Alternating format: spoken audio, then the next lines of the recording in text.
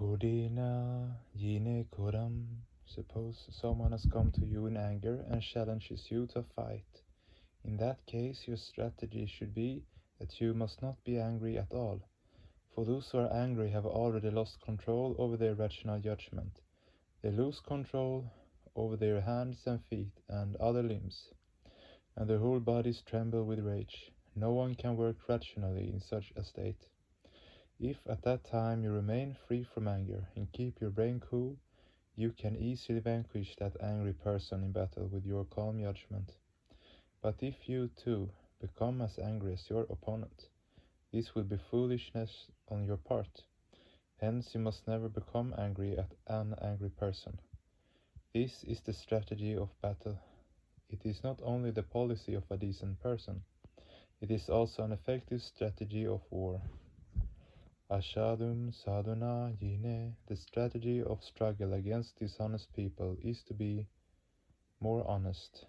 When all the people around them come to know about their dishonesty, they will support you, and victory will be yours. Jide kadariyam danena, if you want to struggle against a miser, start by doing charity to others. That miser will surely be defeated. If someone does not offer you even a better leaf, offer him a full meal, and he will be put to shame. Satyena alika vadinam. When you are struggling against a liar, you must be strictly truthful, and you will be easily victorious. Hence the policy of taking the opposite stance in battle is the most effective strategy. The mind must be guided in the opposite direction. This idea is reflected in the following aphorism.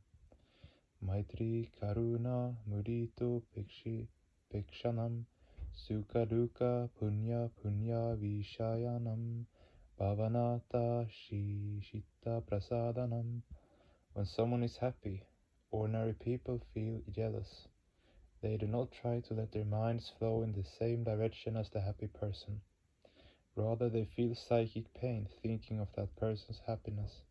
The correct strategy should be to arouse the feeling of friendliness, maitri, in the mind towards that happy person. Instead of feeling jealous, one should think, so and so is my friend. How wonderful, she is so happy. If the mind thinks thus, then all jealousy will be removed. Suppose someone is very sad. Seeing his miserable fate, people would say, well done, he deserved it. But this is not the proper approach. The proper approach should be to show compassion, thinking what a pity he is in great trouble. Had I also been in such a difficult position, how badly would I feel? In this way, the feeling of compassion, karuna, should be aroused in one's mind. Again, suppose someone is doing some good work, but others cannot tolerate him. They try to pull him down. This should not be done. Rather, you should encourage such people by saying, keep up the good work. I fully support you. This is mudita, encouragement. Upeksha, suppose certain people are wicked. One should not hate them. Rather, one should overlook their faults. Thus, this principle of taking the opposite stance should be applied equally in all spheres of life. Now let us apply this principle in our spiritual life. You know that the wise spiritual aspirants and devotees have recognized three main paths to attain the supreme goal in life. Jnana, knowledge, karma, action, and bhakti, devotion. Of these three, the path of devotion is the highest. Shankaracharya, the greatest philosopher that India ever produced, admitted, Moksha karana samagriyam bhakti reva garayasi. Of all the paths leading to salvation, the path of devotion is the greatest. There is a particular reason behind this. The cultivation of too much knowledge creates two major defects, lethargy and vanity. You will notice that people of knowledge are averse to physical labor. They sit idle and prattle on, dabbling in philosophical speculation for hours. And and this way they become dependent on others for their sustenance. Thus, in the past, scholars earned the opprobrium, pandita, vantiha, lataha. Pandit scholars, women and creepers cannot stand on their own. What a pity. These days women have learned to be independent, and thus they have removed that stigma. But pandits and creepers have not.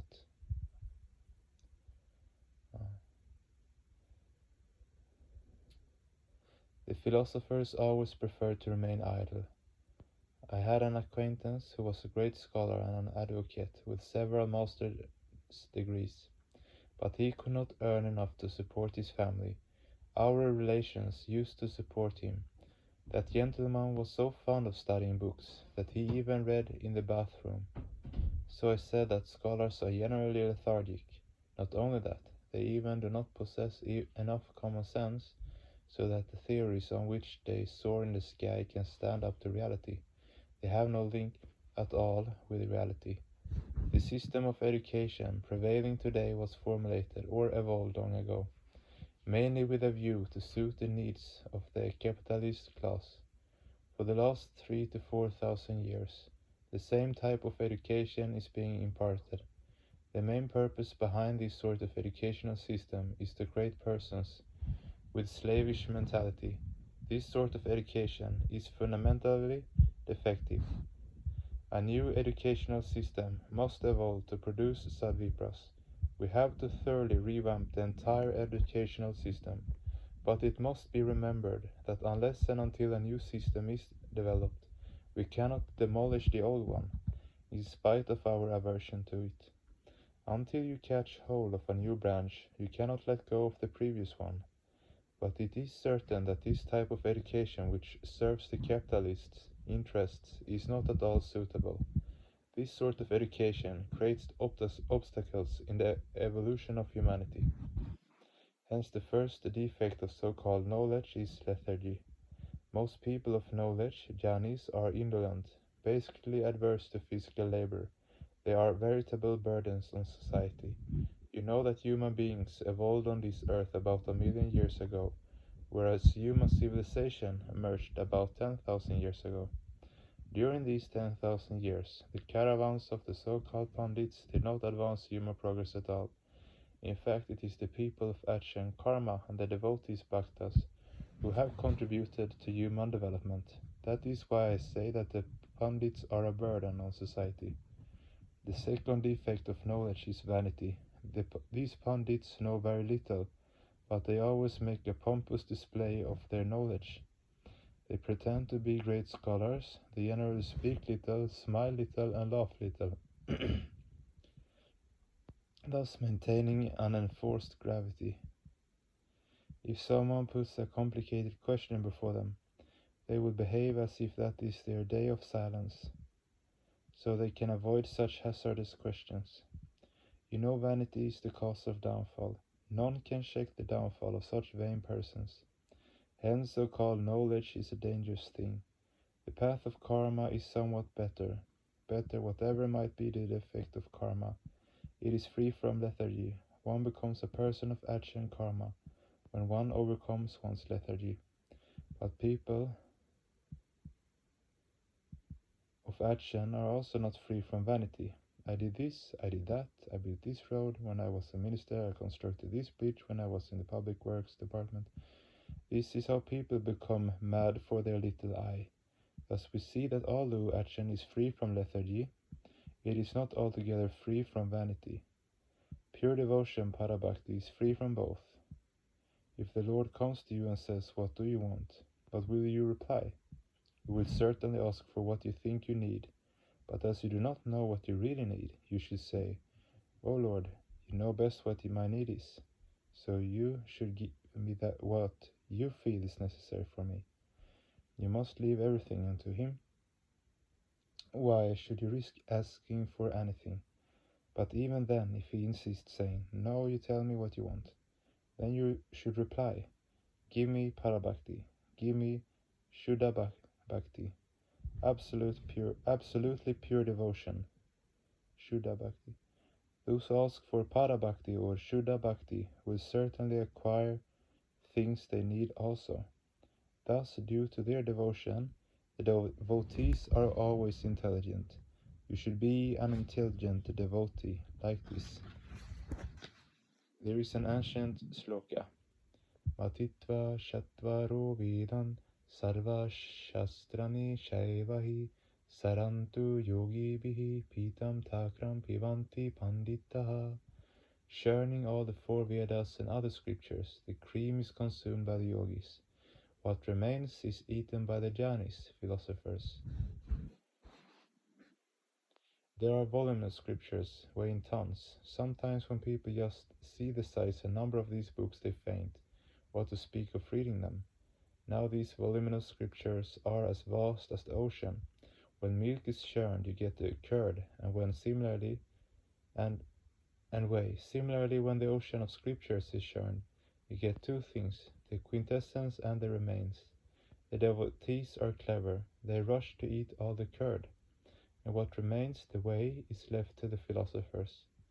Now the philosophers start their research on the whey, on the weight, the density, the food value, what the great physicians Charaka and Sushruta said about the qualities of whey, its effect on the human liver, spleen and brain, on what day and what time of day it should be ingested, etc.